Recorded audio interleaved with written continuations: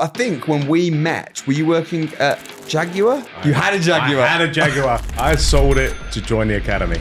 Wow. Even the degree I chose to study was a degree about entrepreneurship. I've always wanted my own business. And, you know, with the back issues, the only way around that is to do something yourself. So you've got a bunch of properties now that you own, control. You've just secured a lease option on a hotel.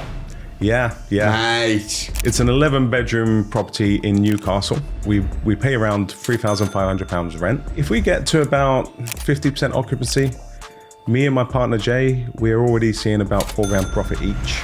You got to be fast in this business. I know you've lost money by being too slow. We actually had a deal which was looking astounding. We needed to raise 100 grand of finance, and that would have seen us profit about 450 grand. You're financially free now. You never will need a job ever again, but now you're getting to the bigger stuff.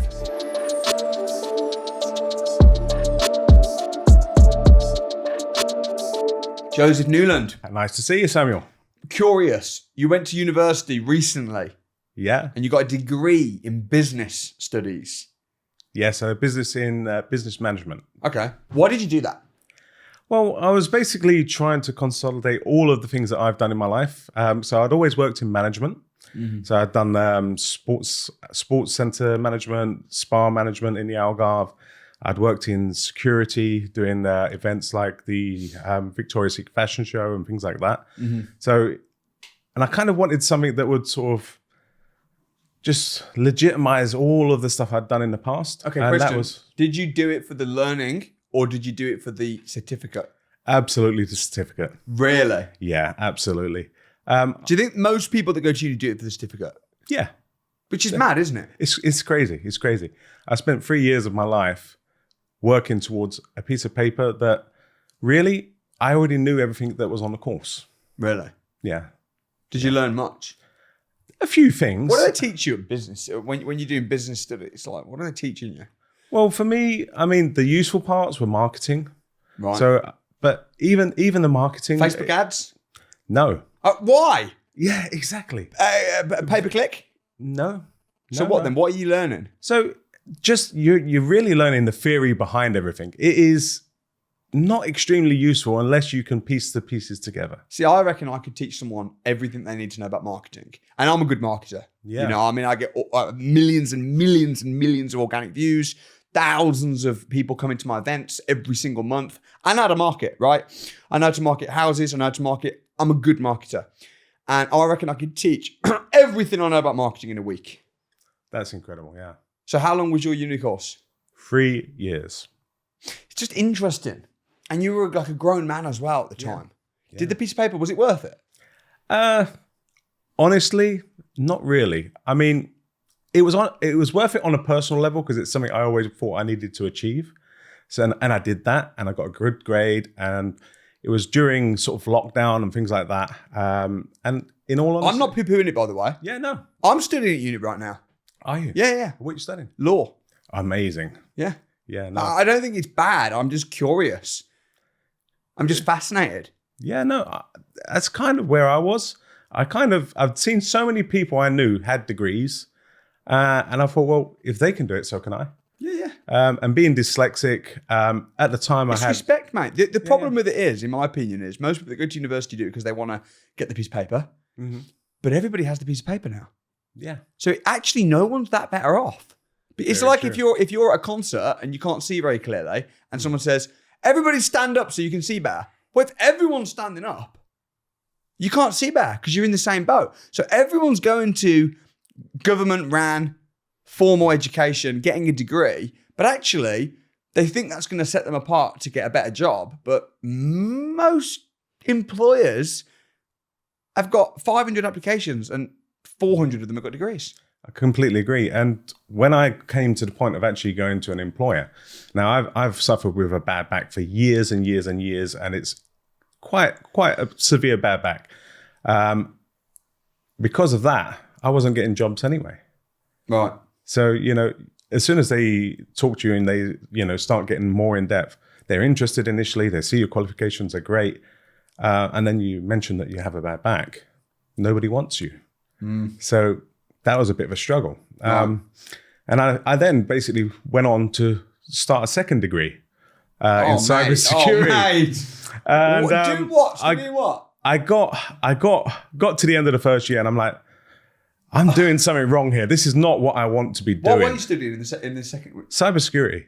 So it's totally nothing to do with business. Yeah, and you know, I was kind of, to be honest, I was searching for a good paycheck. Yeah, but it just wasn't what I wanted. I didn't feel anything for cybersecurity. It was just, you know, this is what's going to potentially pay well. Might do. Who knows in 5 years' time with AI taking people's jobs, all these people studying engineering and certain things. It's like, will the job even exist? All these people going to university to learn business. Does the lecturer even have a business? Yeah, in many cases, no. Really? Yeah, in many Is cases, that not a fake teacher though? Well, I mean, the ultimate fake guru. It could be, yeah. Someone Absolutely. teaching business who doesn't have any experience and has never owned a business. Is that not a fake guru? Absolutely, yeah. Isn't that mad? Yeah. And even madder is, you know, basically being taught by one. I did it twice. Will you ever apply for a job ever again? I hope not. No. You won't, mate. You've been ruined now. Even the degree I chose to study was a degree about entrepreneurship. Yeah. I've always wanted my own business. And, you know, with the back issues, the only way around that is to do something yourself. And that's what I've done. And you've done very, very well. Yeah. Well, and I can't wait to grapple and tackle and find out what you've done and the lessons you've learned from a real teacher, because a real teacher is someone that's sharing from experience. Absolutely.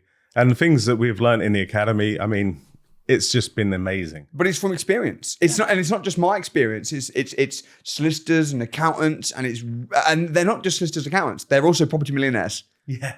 But they can put on the different hats. They've done it. They've done it. Yeah. Sharing.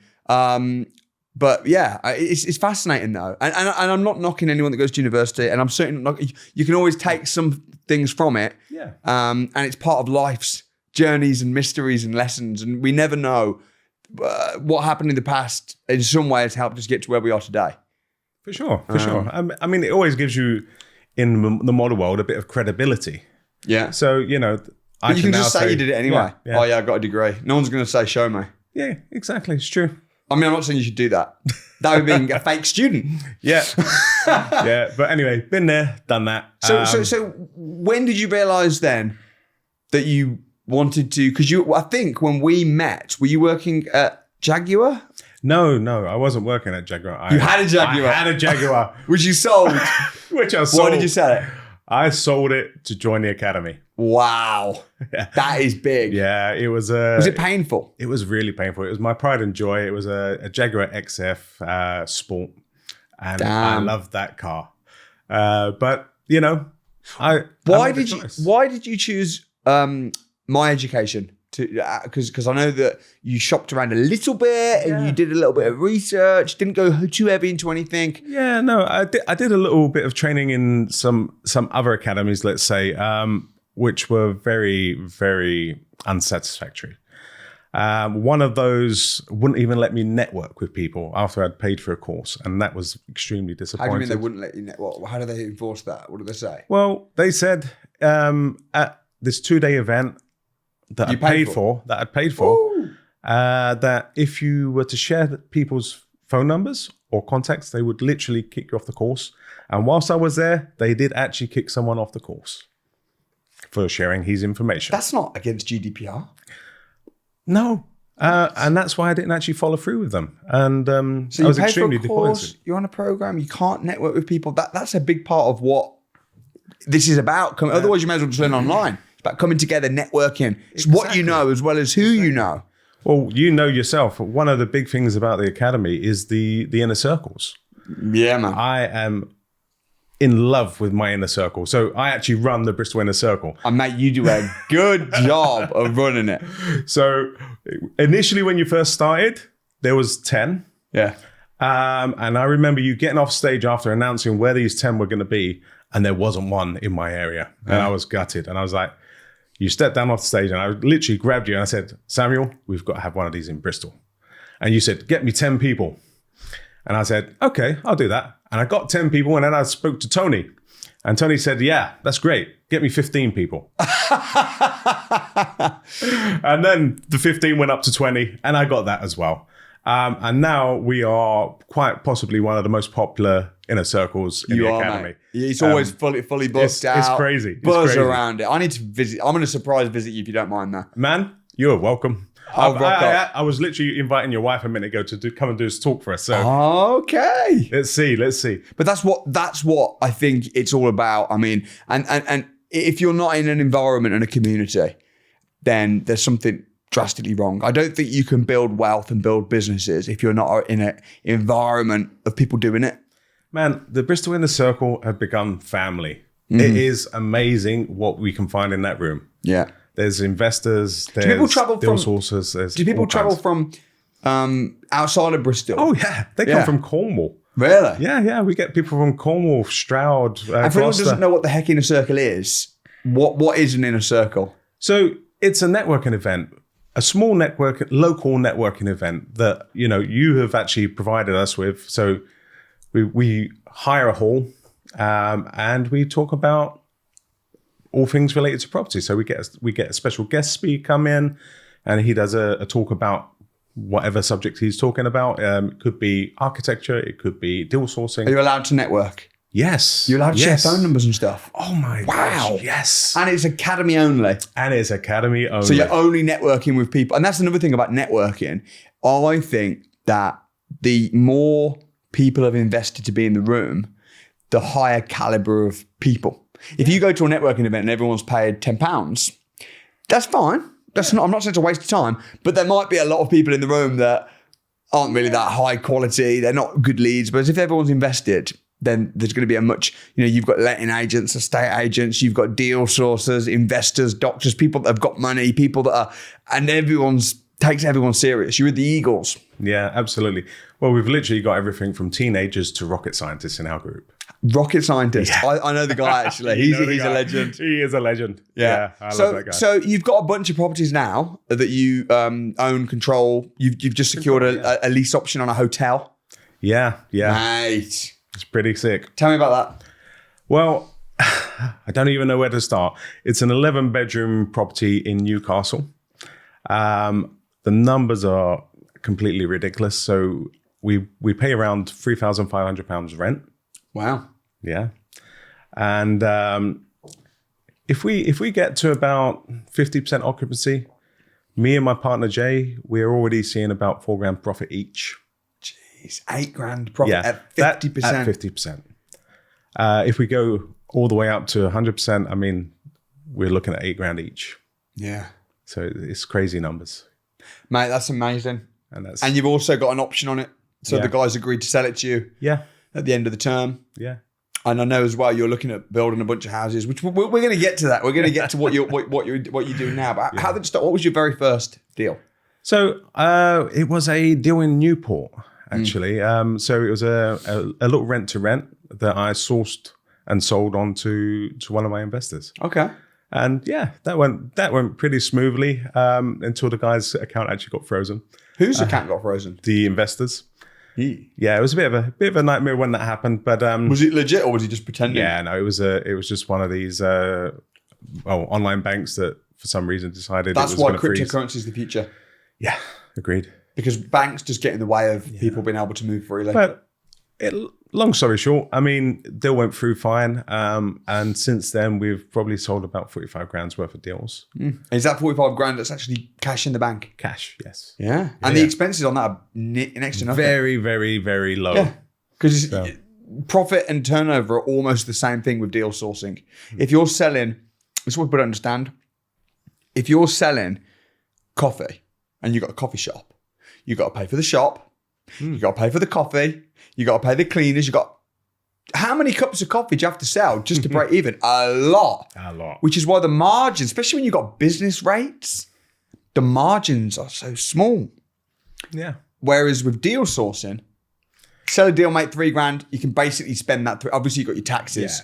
Yeah. You got your taxes. You got a little bit of software and stuff that you use. Yeah. Which is like pennies. But if you're smart with your taxes. That's a whole nother course. Yeah, that's another course. Have you done my course on tax?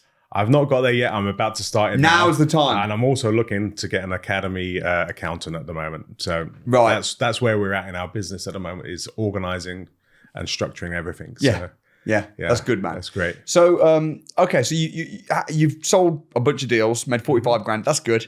Yeah. Hopefully that's not only paid for your academy, but that's also paid your university fees as well. Some of them, yeah. Yeah.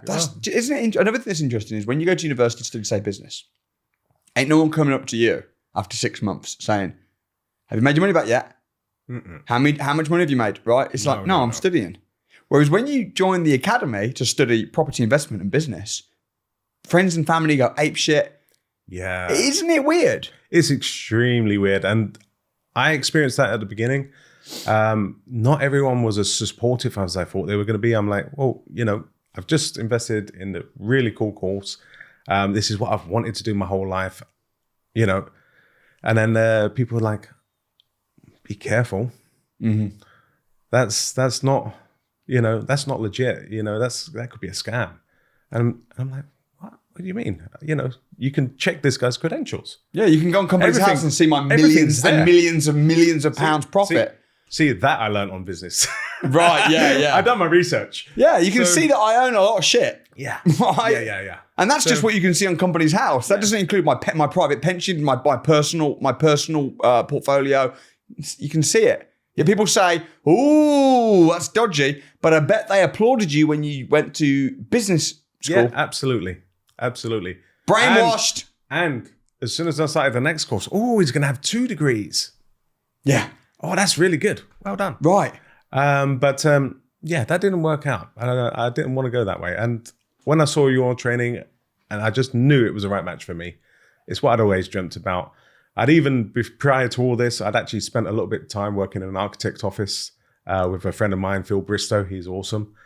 And he was showing me how to work on SketchUp and CAD and all these sort of really cool, interesting design softwares. And that's kind of where I was like, yeah, you know what? Property is for me. But what I realized was that specific avenue wasn't for me. And that's why I wanted to become a property investor, because I could see these guys coming into his office and they were really cool guys, and they didn't look any different to me. There's same sort of vibe, but they were doing £1 million deals. Right. And I'm like, how do I get to there? Right. That's a smart question there, because a lot of people see people make lots of money. They're jealous. They're salty. They try and they become a victim. Oh, it's all right for you. Whereas what you should be saying is, who's making the money? What are they doing? Yeah. What do I need to do to learn the same thing? Who are the real teachers in the industry? Let me learn from them. Let me get a good industry, a good profession where I'm going to make a lot of money and get to the top. And that's what you're doing. And that's why you're winning. Yeah, absolutely. And maybe business school helped that a little bit. Maybe if you hadn't gone to business school, you didn't know how to do due diligence properly on companies, you might have signed up with another provider because you didn't realize actually. At the end of the day, I'm in the right place. You are. And thank you to you, Samuel, and your team. They've been so supportive and they've helped us grow from a seed to a tree. Yeah. And this tree is getting big. Mate, it's getting big. It's getting big. The fruits are coming. You've got multiple businesses going on. You've got a business with Jay, who's incredible, who you got the hotel with. Yeah. The 3 amigos. 2 amigos. Sorry, 1 fired. Yeah, one abandoned ship very early on. Okay, right. The property amigos, I should say. Yeah, the property amigos. So the property amigos is essentially a property management company. We also do deal sourcing as well. And we're about to start development. Talk to me about that then, because you're financially free now. You've got multiple properties. You've got a good cash flow coming in. Never will need a job ever again, which is fantastic. Yeah. But now you're getting to the bigger stuff. Yeah. So with Quarry House, which is our hotel, sounds great saying that. My hotel. Yeah, it's good. Yeah. So with Quarry House, we noticed that there was a nice plot of land out the back. And we were sort of talking to each other. I was like, hey, do you reckon we could get planning on this? And Jay's like, yeah, I think we could. So we spoke to the landlord and we asked, would you be interested in possibly developing the back? And he's like, yeah, I'd love to, but I don't have the money to do it.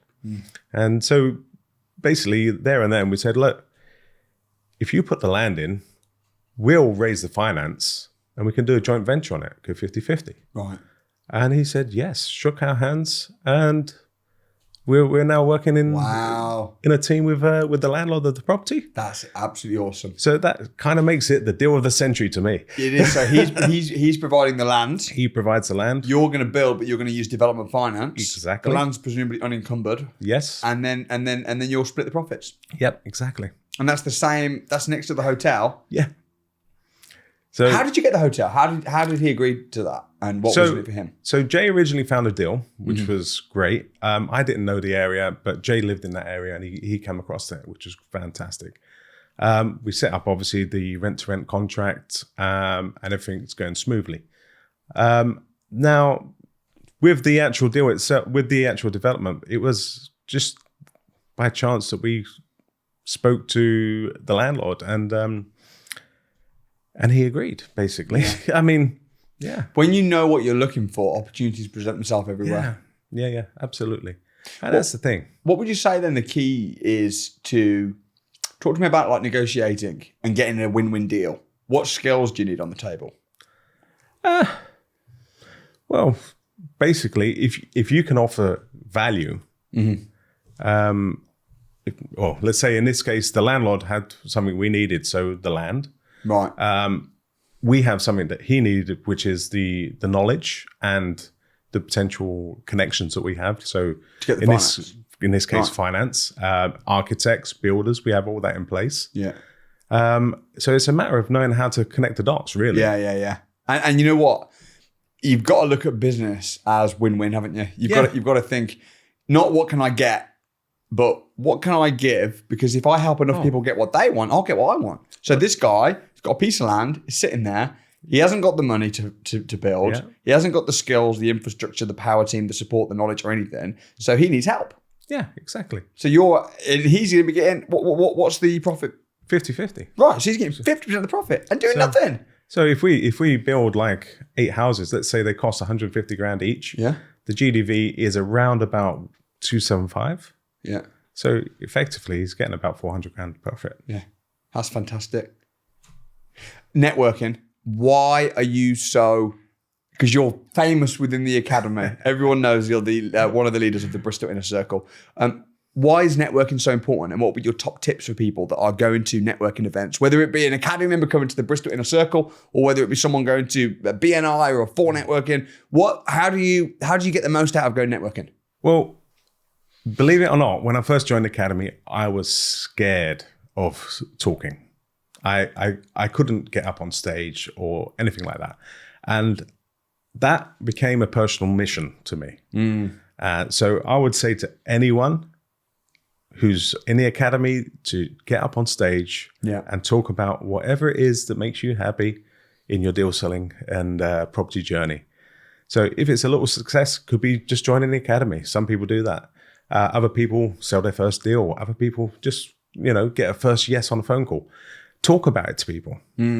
Just spread the word. Yeah. Talk, learn. And what you'll find is when you talk, people begin to see you doing it and they'll be familiar with you. Yeah. And then they'll start, I know that. But people can't do business with you unless they know that you exist. Exactly. I think the biggest difference for us, me and Jay, is that we make a point of getting up on stage every time we're at the events. Yeah, you do that. And on the masterminds you speak about. Yeah.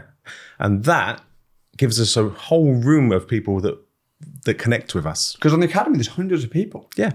Well, I mean, easily 300 people in that room, probably 400. Yeah. So when we get up on stage and we talk, that's like getting to know 400 people, or at least in some level, they understand a bit of your journey, a bit of your story, and they'll want to connect with you. Yeah. If they've got anything that's similar to you, what's going on, they're going to come to you for advice or come to you to even offer advice. Yeah. Or just say, I'm from Bristol, we should do a coffee. Exactly, yeah. And you can do that in one go instead of having to do it individually. This is the problem though, going back to education again.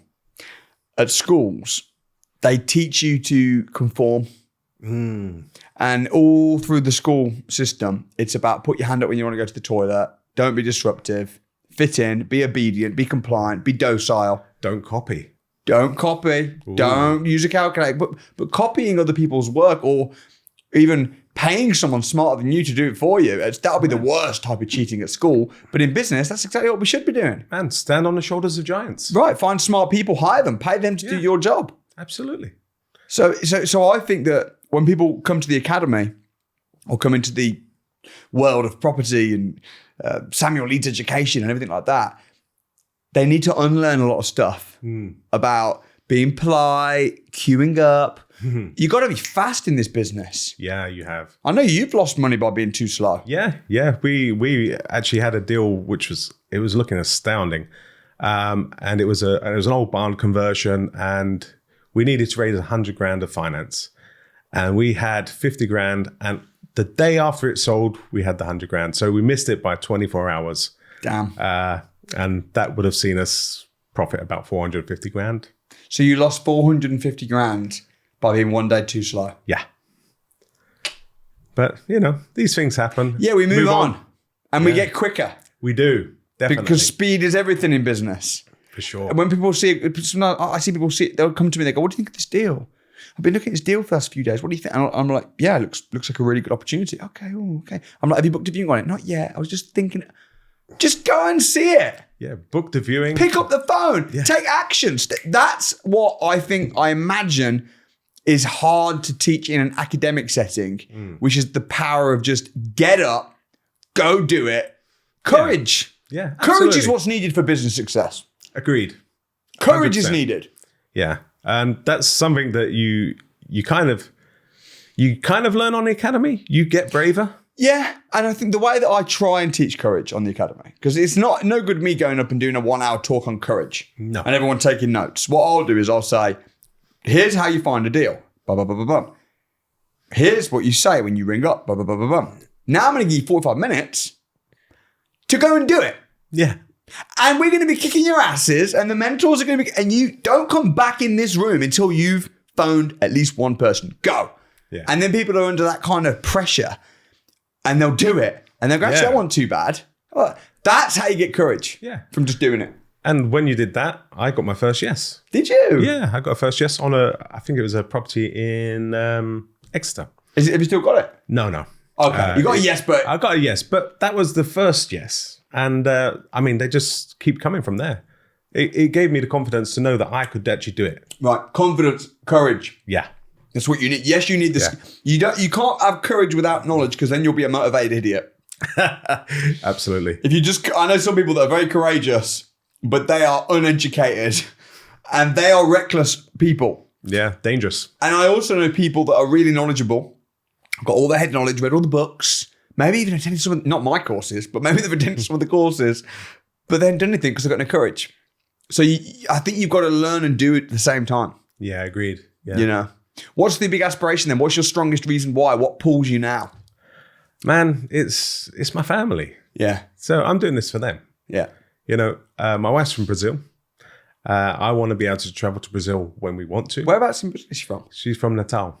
Northeast of Brazil. I've got family in Brazil. Yeah, I know that. Yeah. Porto Alegre kind of area. Yeah, Porto Alegre. Okay. Yeah. Whatever, Joseph. Yeah. So, yeah. Is she pleased with what you're doing now? Yeah. Is she joining you, or what are you guys? She's so supportive now. So she's got my back on everything now, beautiful. Which is great. But you showed her first. Yeah, I had to prove it first. You had to. Yeah. People say, "Oh, my wife's not supportive." Well, prove it to her. Yeah, exactly. Of course she's going to be unsure. Yeah. Because it's a risk. People in general like security, but you can't have security and freedom at the same time. So your partner, whether it be your wife, husband, whatever, is probably going to be a bit skeptical.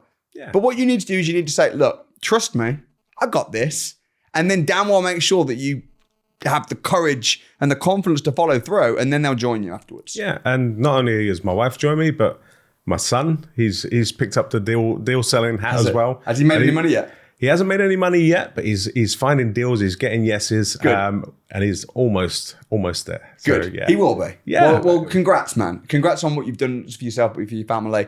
Thank you for giving back and being such a massive asset to the Academy community. And I appreciate you coming and sharing your story on Winners on a Wednesday. Thank you very much, Samuel. Great to see you. Thank you, Joseph.